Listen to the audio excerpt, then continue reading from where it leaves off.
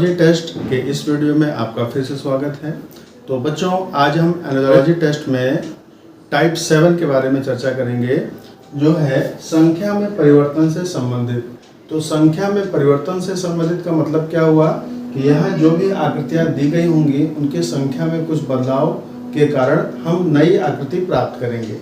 तो इसमें बच्चों दो टाइप हमें पढ़ना है। पहला है आकृतियों की संख्या बढ़ाकर या घटाकर, और दूसरा टाइप है आकृति की रेखाओं की संख्या में वृद्धि या घटाव। तो पहले हम टाइप ए पर देखेंगे। फर्स्ट में हमने इसे समझने के लिए एक एग्जाम्पल लिया है, उदाहरण लिया है, जिसमें आपको यहाँ प्रश्न आकृति दिख रही है और उत्तर आकृति दिख रही है। तो प्रश्न आकृति में इसकी समानता इसके साथ है, और इसी के आधार पर इसकी समानता में यहाँ पर क्या हम चुनेंगे, वह उसके लिए आपको 4 ऑप्शन यहाँ पर दिए गए हैं, जिनमें से कोई एक ऑप्शन आपका सही होगा। तो बच्चों आइए इसको समझते हैं। तो यह जो आकृति आपको दिख रही है, जो दो जोड़े दिख रहे हैं आकृतियों के, इसमें पहले में आपको 3 पिन दिख रहे हैं, 3 लाइनें दिख रही हैं, और दूसरे में क्या है, 2 लाइनें हैं। 3 लाइनें किस दिशा में हैं? यह क्षैतिज रेखाएं हैं, यानी कि हॉरिजॉन्टल, और यह रेखाएं वर्टिकल है, यानी कि खड़ी रेखाएं, जिसे हम ऊर्ध्वाधर रेखा कहते हैं। तो बच्चों इस रेखा से यह रेखा कैसे प्राप्त हुई? जब इसे आप क्लॉकवाइज घुमाते हैं, अगर इन पिनों को हम ऐसे घुमा दें, यानी कि क्लॉकवाइज इस डायरेक्शन में पलट दें, तो नीचे की जो 2 पिन्स हैं यह आपकी इस डायरेक्शन में आ जाती हैं। तो यानी कि हमें क्या करना है, जो इसकी समानता हम देखेंगे तो इन पिनों को हम क्या करेंगे, हम भी इनको क्लॉकवाइज डायरेक्शन में दक्षिणावर्त दिशा में घुमाएंगे। तो ये पिन और ये पिन क्या हो जाएंगी, ऊपर हो जाएंगी। तो हमें कौन सा पिन लेना, नीचे के 2 पिन लेना है। तो नीचे के 2 पिन कौन से होंगे, ये वाले और ये वाले, जब ये आएंगे। तो इसमें आप देख रहे हैं कि 3 वाला तो ऑप्शन बिल्कुल भी नहीं होगा, क्योंकि यहाँ 3 के बाद 2 हो रहे हैं पिन्स, तो यहाँ भी 3 के बाद क्या होंगे, 2 ही पिन्स आएंगे। तो ये तो आपका कैंसिल हो गया। अब 2 पिन में आप देखें इनकी पोजीशंस, यह पोजीशन नीचे होगी, यानी कि यह आपका यहाँ मिलेगा, और ये वाली जो होगी ये आपकी यहाँ मिलेगी, यानी कि यह ऑप्शन कैंसिल हुआ। ये तो है ही नहीं, क्योंकि कलर्ड आपको मिलेगा। आप देख रहे हैं यहाँ पे कलर्ड है, आधा फिलअप है और आधा ब्लैंक है। तो इन दोनों में से ही होना है, ये और ये दोनों कैंसिल हो चुके हैं। तो सी और डी में आपको चुनना है। तो यहाँ आप देख रहे हैं इनसे मैच करता हुआ ये वाली आकृति है, क्योंकि यहाँ आपको क्या चाहिए, हॉरिजॉन्टल चाहिए। ये पहले से वर्टिकल है, तो यहाँ पर क्या आएगा, हॉरिजॉन्टल। क्योंकि आपने यहाँ देखा प्रश्न आकृति में जो समानता दी गई थी, एक हॉरिजॉन्टल था तो दूसरा क्या था, वर्टिकल। यानी एक आपकी क्षैतिज रेखाएं हैं तो दूसरे में क्या मिल रही है, ऊर्ध्वाधर खड़ी रेखाएं मिल रही हैं। और यहाँ जब खड़ी रेखाएं हैं तो इसकी उत्तर आकृति में क्या हो जाएगी, यह आपकी क्षैतिज रेखाएं मिलेंगी। तो यह खड़ी है तो ये बिल्कुल नहीं होगी। तो कौन सा ऑप्शन सही है, आपका डी वाला ऑप्शन करेक्ट होगा। बच्चों क्या आप इसे समझ गए हैं? तो कमेंट में आप बताएंगे। और दूसरी आकृति जो है, आकृति की रेखाओं की संख्या में वृद्धि या घटाव। प्रश्न में आपको इस तरीके से दिया रहेगा, और इनमें क्या है, समानुपात है। समानुपात का जो चिन्ह बीच में छुपा रहता है। तो यहाँ आप देख रहे हैं जो प्रश्न दिया गया है उसमें यहाँ आपको त्रिभुज दिख रहा है, और उसके सापेक्ष यहाँ पर क्या दिख रहा है, पंचभुज। यहाँ भुजाओं की संख्या काउंट करें, 1 2 3, त्रिभुज में 3 भुजाएं होती हैं, और यह जो आकृति उसमें 1 2 3 4 5 भुजाएं हैं, और उसे सेट भी किया गया है।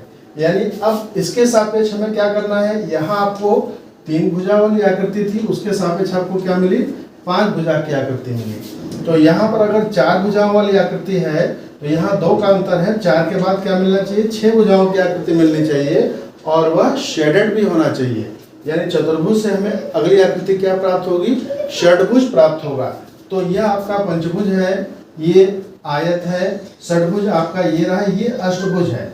यानी सी वाला ऑप्शन आपका करेक्ट हो जाएगा, क्योंकि सारे सेडेड दिए गए हैं और षड्भुज ही हमें चाहिए था। तो यहाँ षड्भुज हो जाएगा और सेडेड हो जाएगा, यानी कि सी ऑप्शन इज करेक्ट। तो बच्चों इस तरह से संख्या में परिवर्तन से संबंधित टाइप को आप समझ गए होंगे। आइए अब हम अगले टाइप की बात करते हैं। तो बच्चों सादृश्यता परीक्षण में जो हमने अगला टाइप लिया है वह है दर्पण प्रतिबिंब से संबंधित। तो बच्चों जैसा कि आप जानते हैं कि दर्पण में जब भी हम कोई चीज़ देखते हैं तो उसमें क्या होता है, लेफ्ट वाली चीज़ राइट में दिखती है और राइट वाली चीज़ लेफ्ट में दिखती है, यानी बायां का दायां और दायां का बायां, ठीक है, बिल्कुल अपोजिट हो जाता है। जैसे आप अपना चेहरा दर्पण में देखेंगे तो यदि आपने दाएं कान में कुछ पहना हुआ है तो वह बाएं कान में दिखेगा, और बाएं कान में कुछ पहना हुआ है तो वह दाएं कान में दिखेगा। तो बस आपको दर्पण में यही चीज़ करना है।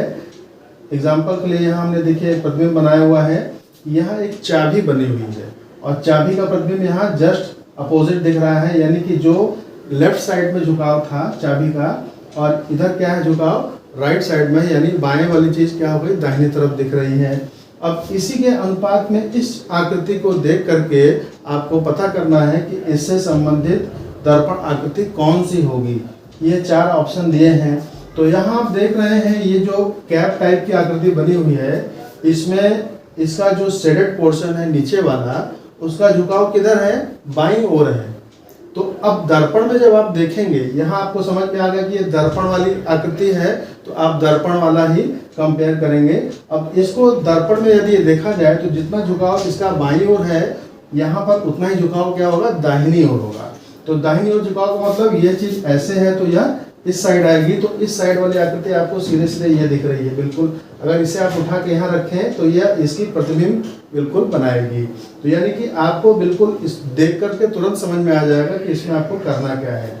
तो सीधे सीधे आप क्या करेंगे, डी पर सही ऑप्शन लगा देंगे, क्योंकि इसमें आपका सही ऑप्शन क्या है, डी है।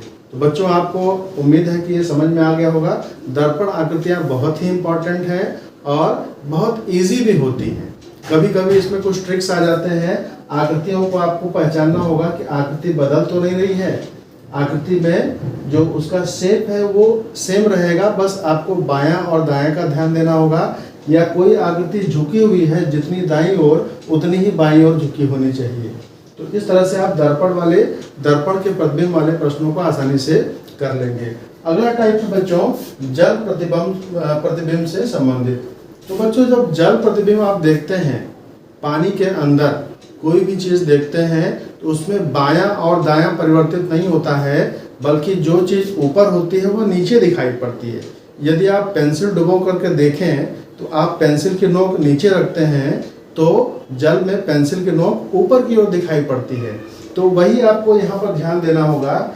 इस आकृति में आप देख रहे हैं ये जो शेप है जस्ट क्या हो गए, डाउन हो गए।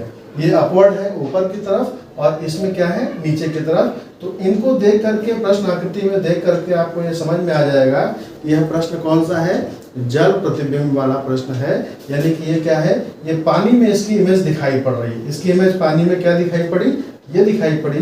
तो अब इसके सापेक्ष जो है पानी में क्या आकृति होगी वो आपको देखना है। तो बच्चों आपको ध्यान यह देना है कि जब भी जल प्रतिबिंब वाले प्रश्न आएंगे तो उसमें आकृतियों का क्रम नहीं बदलेगा, यानी बायां और दाएं में परिवर्तन नहीं होगा, बस वो अपवर्ड और डाउनवर्ड में परिवर्तन दिखेगा। तो यहाँ जो क्रम आप देख रहे हैं वैसा ही क्रम आपको मिलेगा। ये सारे जो इसके टॉप हैं, जो तीर के निशान दिख रहे हैं वो नीचे की ओर हैं। तो यहाँ पर क्या होनी चाहिए, वो सब ऊपर की ओर होनी चाहिए। तो उत्तर आकृति में देखें ये 3 हैं, ये वाले और ये वाले। अब इन 3 में से कौन सा सही होगा, ये तो डाउनवर्ड है, ये गलत हो गया पहले से ही।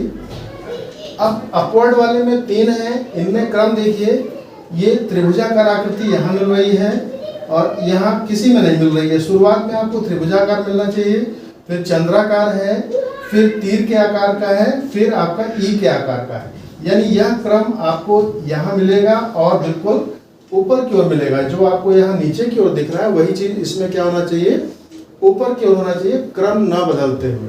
तो इन दोनों में क्या हो रहा है, क्रम बदल रहा है। ये टी की आकृति देखिए दाहिने साइड में थी, इसमें क्या आ गई, बाएं आ गई। तो ये तो बिल्कुल कैंसिल हो गया। और इस वाले चित्र में क्या हो रहा है, टी की आकृति यहाँ इसमें भी बाएं आ गई। तो ये दोनों क्या हो गए, कैंसिल हो गए। यानी इसे आपको क्या करना है, बिल्कुल क्रॉस कर देना है और सही वाला ऑप्शन आपका क्या हो जाएगा, ए हो जाएगा। ठीक है। तो बच्चों इस तरह से आप समझ गए होंगे कि दर्पण प्रतिबिंब वाले प्रश्नों में आप क्या करते हैं, बस लेफ्ट टू राइट और राइट टू लेफ्ट चेंज आता है, यानी बाएं से दाएं का परिवर्तन और दाएं से बाएं का परिवर्तन। और जल प्रतिबिंब वाले प्रश्नों में क्या होता है, ऊपर का नीचे और नीचे का ऊपर। बस आपको यही ध्यान देना, क्रम नहीं बदलता है।